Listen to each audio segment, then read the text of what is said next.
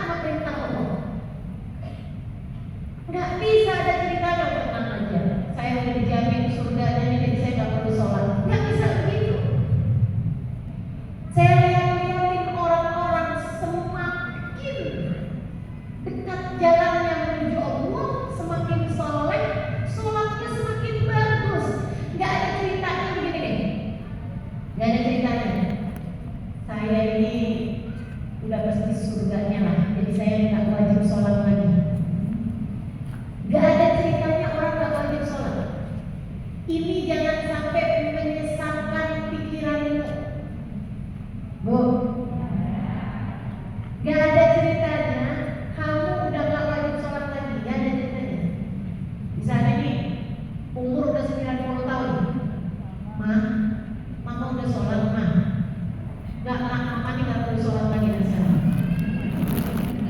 Mama dapat wahyu dari Allah. Katanya kamu udah gak perlu sholat lagi nak. Bu, sholat itu wajib. Yang gak wajib sholat cuma 2 orang. Orang yang udah mati sama orang gila. Jadi selagi ibu hidup dan gak gila, maka ibu wajib. Gak ada ceritanya ibu tinggal sholat. Jangan. Gak ada ceritanya. Udah ibu umur sekian gak ada ceritanya. Dulu Sayyidina Syekh Abdul Qadir Al-Jailani, seorang wali min auliyaillah, wali besar di Muslim sekalian. Lagi ibadah dalam gua. Ibadah dalam gua. Ketika habis selesai sholat, gua tempatnya goyang. Tempatnya kayak gempa gitu, bergetar tempatnya. Habis itu dari arah depannya bu ada cahaya yang sangat terang benderang. Habis itu ada suara menggelegar. Ya Abdul Qadir, wahai Abdul Qadir, telah panjang dan telah tinggi ibadahmu, maka mulai sekarang kamu sudah tidak lagi wajib mengerjakan sholat, dan mulai sekarang sudah tidak ada lagi yang haram bagimu Abdul Qadir. Qad ubiha lakal muharramat, telah diperkenankan untukmu, dihalalkan untukmu semua yang semula haram. Bu, Abdul Qadir ambil batu, Syekh Abdul Qadir ambil batu, itu sekalian dilempar sumber suara tersebut. Seraya mengatakan, ihsya ya Zain, kurang ajar kamu setan. Cahaya yang hilang dari arah sumber cahaya itu, muncullah setan. Setannya nanya, Abdul Qadir, dari mana kamu tahu kalau saya setan? Katanya Abdul Qadir, Syekh Abdul Qadir Jailani, dari ucapanmu sendiri. Sholat udah gak wajib, yang haram udah jadi halal. Kenapa kamu tahu dari ucapan saya kalau saya setan? Allah Muhammad yang haram tetap haram. Buat Nabi Muhammad aja sholat wajib. Masa tiba saya kemudian jadi gak wajib sholat, jadi gak haram hal-hal yang diharamkan? Ya begitu bu. Anak Nabi Muhammad aja sholat zuhur wajib, sholat asar wajib, maghrib wajib, isya wajib, subuh wajib. Bahkan buat Nabi Muhammad tahajud wajib bu, tahajud wajib buat Nabi Muhammad. Nah masa buat kita tiba-tiba zuhur jadi gak wajib, asar jadi gak wajib? Yang taat Allah, ujung mendekati ibadah harus kita kerjakan di muslim sekalian. yang penting dapat kalau lewat saya juga Kalau pengen sampai sholat, hari pertama masuk kuburan. Gak bisa sholat, gak bisa sholat. Udah gak perlu sholat lagi kalau di kuburan. Tapi selagi ibu masih hidup di atas muka bumi, sholat bu, jangan ditinggal. Sholat jangan tinggal. Ibadah-ibadahmu jangan ditinggal. Orang-orang soleh itu jangankan yang wajib, yang sunnah-sunnah saja mereka bisa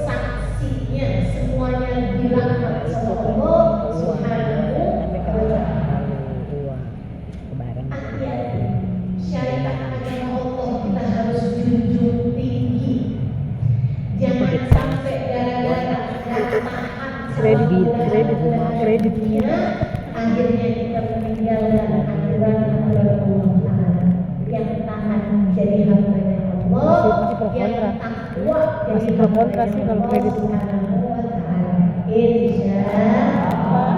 Dan selain taat, ibu juga harus punya cinta. Cintanya kepada siapa Ustaz? Kepada Allah nomor satu. Yang cinta sama Allah. Saya cinta Ustaz sama Allah. Dikasih sakit tetap cinta. Lebih cinta Dikasih mas. sulit tetap cinta. Cinta kalau cerita sakit ya. Dikasih Tapi sedih kalau bisa kemana-mana. kemiskinan tetap cinta. Saya ceritain. Ada dulu seorang sahabat Nabi. Kalau habis selesai salam sholat, dia langsung keluar sholat subuh.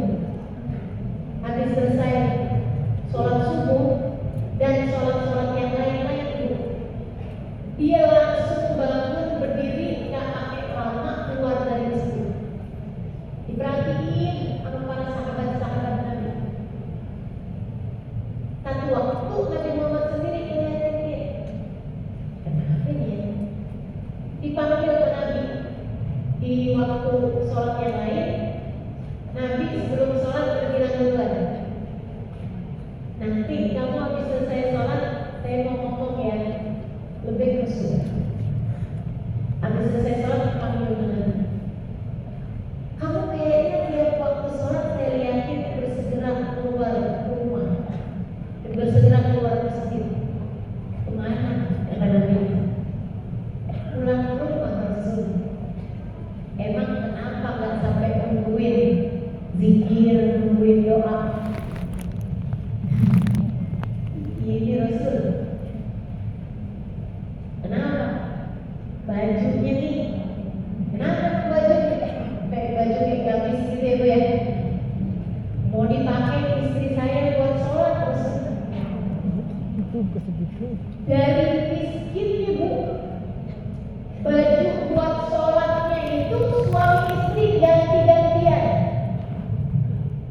Tentu aja yang perempuan selain dari pakai gamis itu, dia juga pakai kerudungan, ya Bu ya, pakai kaos kaki lah semacam itu, alat maksudnya untuk kaki juga, kemudian untuk auratnya. Tapi maksudnya baju yang sama dipakai sama suami, dipakai juga sama istrinya buat sholat. Di luar waktu itu mereka pakai baju mereka yang mereka rasa nggak cukup layak buat sholat. Kayak udah warnanya nggak jelas, gitu Bu. Dan itu aja yang dia punya, suami istri segitu miskinnya. Ibu-ibu sekalian, makanya kalau zaman sekarang saya bilang saya miskin, saya nggak punya begitu-begitu, Bu masih pakai HP.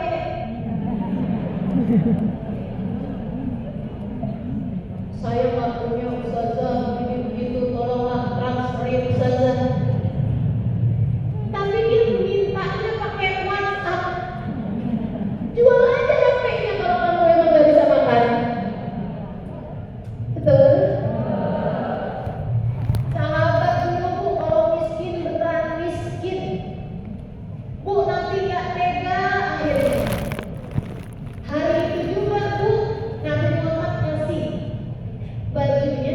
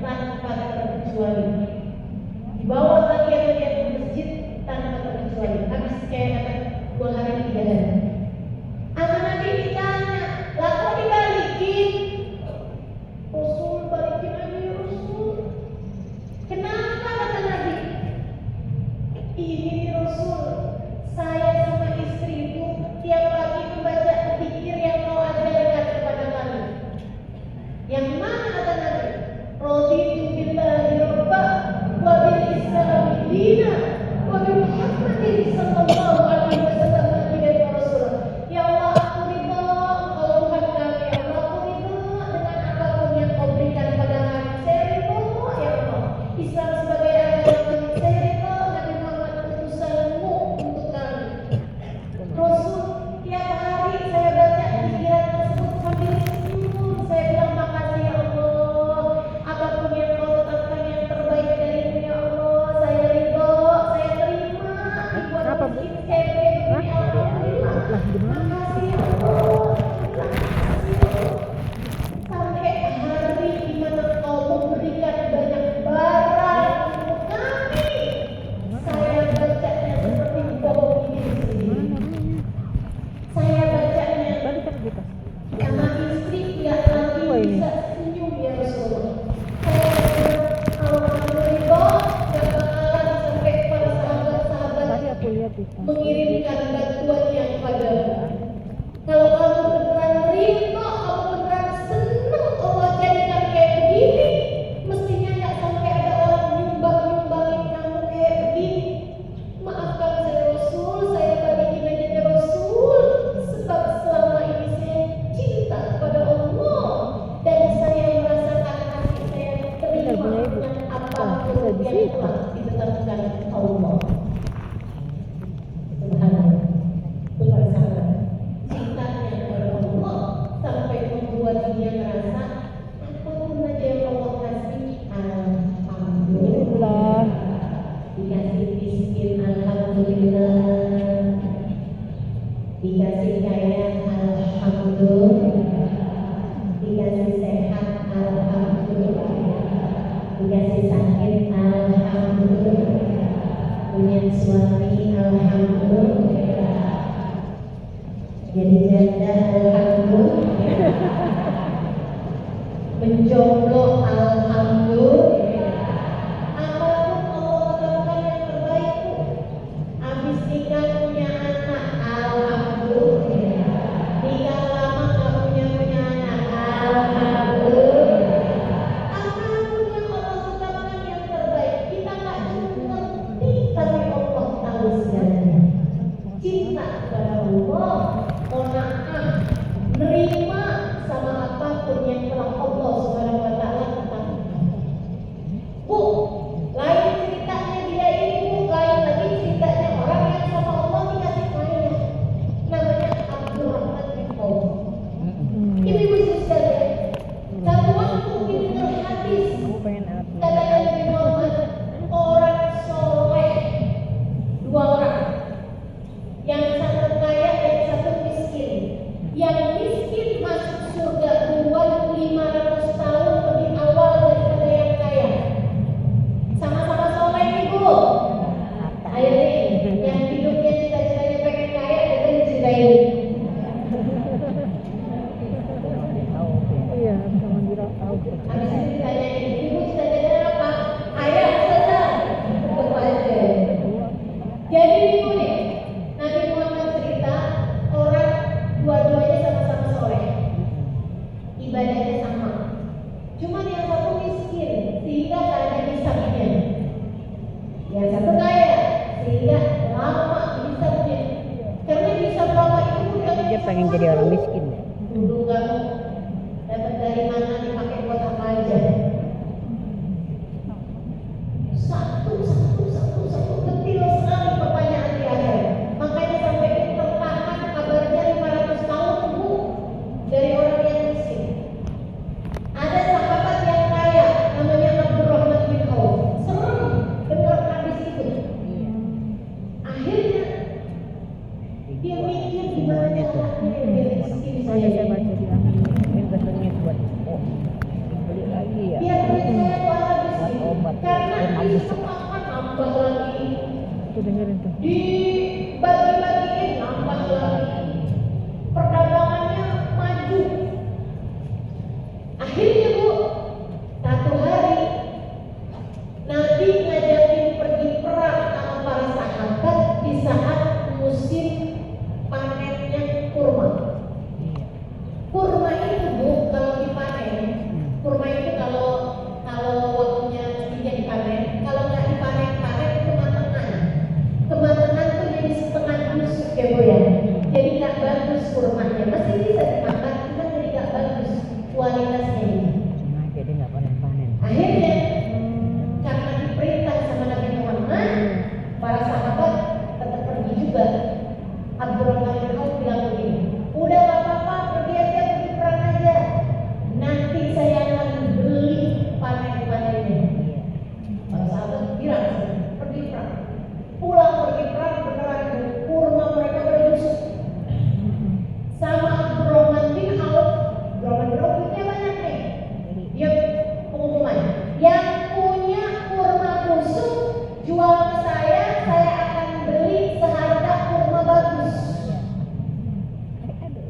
maksudnya Abdurrahman bin Auf jadi dapat pahala sedekah dan duit dia habis. Iya. Duit dia habis dia jadi miskin. Dia tuh pengen banget buat jadi orang miskin. Ibu-ibu sekalian, biar dia bilang biar bisa saya nggak kepanjangan. Kayak lagi dia. Bu, orang semua berbondong-bondong menjual kurma busuk mereka kepada Abdurrahman bin Auf, dibeli sama Abdurrahman bin Auf seharga kurma bagus. Habislah duitnya Abdurrahman bin Auf, Bu. Dengan sekarang dia punya segudang penuh kurma busuk. Bismillah saya alhamdulillah. Aneh-aneh ya, bisa para sahabat. Mungkin saya sering baca, sering dengerin kisah para sahabat. Mungkin itu untuk pembelajaran dalam hidup. Cara buat jadi hamba Allah SWT yang soleh-solehan kayak gimana nih? Seneng nih Bu Abdurrahman bin Auf, seneng banget. Nggak lama ibu-ibu sekalian, datang putusannya Raja Najasyi, Beli. rajanya Iya, Habasyah. obat. Iya. Obat satu Dia negeri. bilang madep kepada Nabi Muhammad. Dibilang ya Rasulullah, Sakit-sakit di kayak covid kampung gitu. kami, di negeri kami di Obat. Habasyah sana ya Obatnya Rasulullah, kurma busuk. lagi ada wabah penyakit. Iya, covid. Akhirnya obatnya Dokternya bilang ini bisa sembuhnya pakai kurma busuk.